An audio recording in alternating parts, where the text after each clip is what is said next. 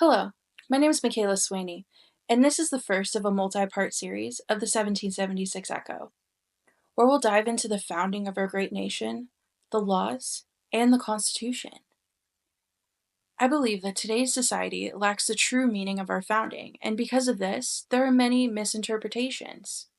I started this series to explore some of the major topics in today's policy and how they connect to our historical foundings. There's been a lot of talk about DOGE lately, and the mainstream media is claiming that we are in a constitutional crisis. But what does that really mean? Are we really in a constitutional crisis? And what's the deal with these unelected bureaucrats? Is Elon Musk one of them? Or is there a bigger issue with unelected bureaucrats that the people are overlooking? Maybe we are in a constitutional crisis, but it might not be for the reasons you think, or the reasons you hear from the mainstream media. In some of my other videos, you may have seen me go out to some of these protests. And these protests made me think, there is a major issue of lack of education, even on the basics of our Constitution. To understand what's happening today, you need to look at the history of these regulatory agencies that are being cut or shut down. These regulatory agencies didn't exist until the 1930s through the 1960s. Before that, under the executive branch, there were only 4 departments: the Treasury Department, the State Department, the War Department, now known as the Defense Department, and the Justice Department. Now let's talk about the executive branch and the powers it holds. We have 3 branches of government, which are outlined under our Constitution under Articles 1 through 3. Article 1 deals with the legislature, Congress. Article 2, the executive, the presidency. And Article 3, the judicial, which is our court system. Under Articles 1 and 3, the legislature and judicial branch, there's a list of powers that they can act upon. However, under Article 2, the executive branch, there is a list of some powers that the executive does have, but everything else that isn't listed falls under the executive branch. How is this possible? To understand, you need to look at the interpretation of the Constitution. One great resource is our Federalist Papers, written by some of the founders of our Constitution. These papers help us understand a lot of the context in our founding documents. It's crucial to know that when laws were written back then, every word had a meaning. It wasn't just fluff like you see in a lot of modern-day legislation. So when looking over the Constitution, every word has a meaning, and understanding this is crucial to understanding how the laws are framed. The misinterpretation and lack of understanding of our founding documents is why our country is in a constitutional crisis today. You might be wondering when this shift began in the way laws were written. It really started with Woodrow Wilson, John Dewey, Frank Goodenough, and the rise of Johns Hopkins University, then continued in the 1930s with FDR's presidency. This marked the beginning of the progressive mindset and the rise of the administrative state. Progressives thought the Constitution was outdated and should be a living document. They believed that the restrictions in the Constitution prevented progress and was not relevant to the modern day. They also believed the executive branch, the president, should be above the other branches of government. But unfortunately for them, the Constitution prevented this.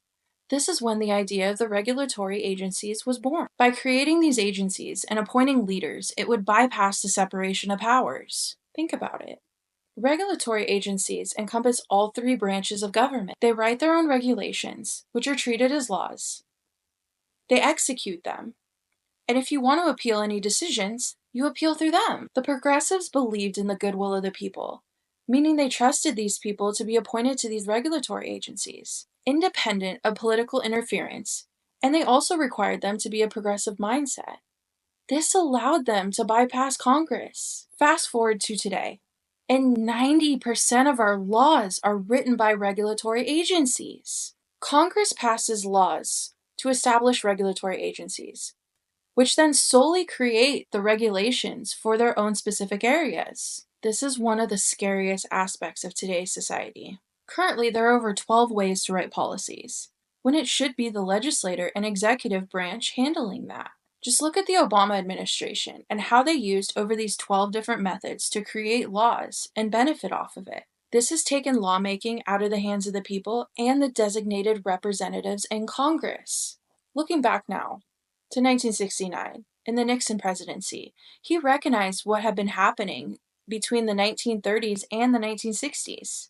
Nixon was the first president to try to reverse this trend. He wanted to cut federal power and return it to the state and local government. He did this with Executive Orders 12291 and 12498. And he created the regulatory review process led by the Office of Management and Budget, the OMB as we know it today. Going into 1980 in the Reagan presidency, one of his main goals was to dismantle the administrative state. Reagan famously said, quote, "In this present crisis, government is not the solution to our problem. Government is the problem. It is not the function of government to solve our problems. Its function is to protect our freedom, which is the most precious thing we have." One of Reagan's biggest regrets was that he couldn't dismantle the administrative state and downsize the federal government.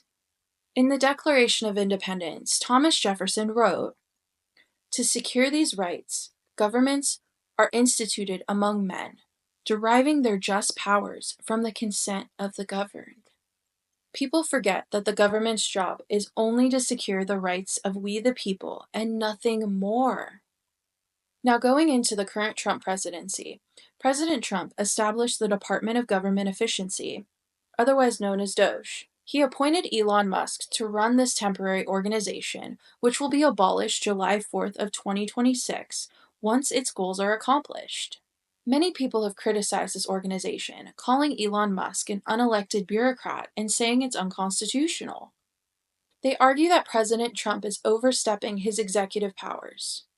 But how is it unconstitutional for cutting waste, fraud, and abuse and dismantling the administrative state, which consists of unconstitutional regulatory agencies run by unelected bureaucrats? Wouldn't you say that's a bigger problem? In my personal opinion, I think the mainstream media is upset because this is uncovering corruption, money going in the pockets of people without any checks or accountability. Corruption, backdoor meetings, laws not being written by Congress, and the money being spent on things that are unnecessary and harmful while the taxpayer is struggling to pay their own bills. If you step back and look at this, wouldn't you agree that this is the bigger problem?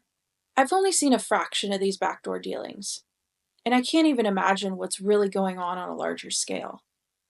I think they're afraid of us finding out the truth. People are worried about jobs being lost, but would you say it's okay to keep these jobs if they're working for corruption?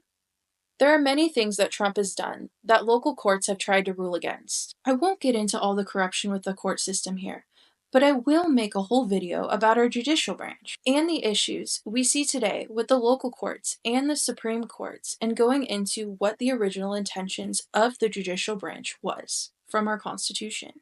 However, if any of these accusations were to make it to the Supreme Court, they would rule that President Trump has every right to establish these temporary agencies under the executive branch. He also has the right to dismantle regulatory agencies, and he's acting under intelligible principle, with the point of this agency is to cut waste, fraud, and abuse within our government. This is the most constitutional action a president has taken in over 100 years.